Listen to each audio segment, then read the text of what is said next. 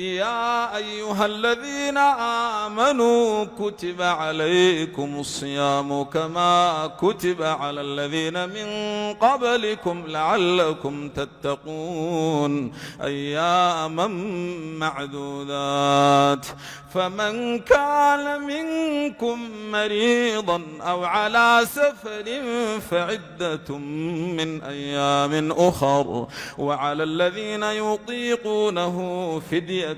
طعام مسكين فمن تطوع خيرا فهو خير له وأن تصوموا خير لكم إن كنتم تعلمون شهر رمضان الذي أنزل فيه القرآن هدى للناس وبينات من الهدى والفرقان فمن شهد منكم الشهر فليصمه ومن كان مريضا أو على سفر فعدة من أيام أخر يريد الله بكم اليسر ولا يريد بكم العسر ولتكملوا العدة ولتكبروا الله على ما هداكم ولعلكم تشكرون وإذا سألك عبادي عني فإني قريب أجيب دعوة الداعي إذا دعان فليستجيبوا لي وليؤمنوا بي لعلهم يرشدون أحل لكم ليلة الصيام الرفث إلى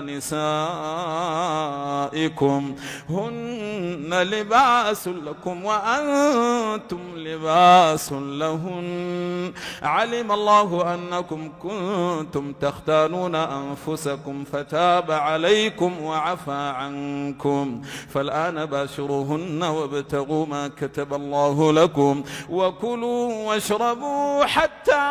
يتبين لكم الخيط الأبيض من الخيط الأسود من الفجر ثم أتموا الصيام إلى الليل ولا تباشروهن وأنتم عاكفون في المساجد تلك حدود الله فلا تقربوها كذلك يبين الله آياته للناس لعلهم يتقون ولا تأكلوا أموالكم بينكم بالباطل وتدلوا بها إلى الحكام لتأكلوا فريقا من أموال الناس بالإثم وأنتم تعلمون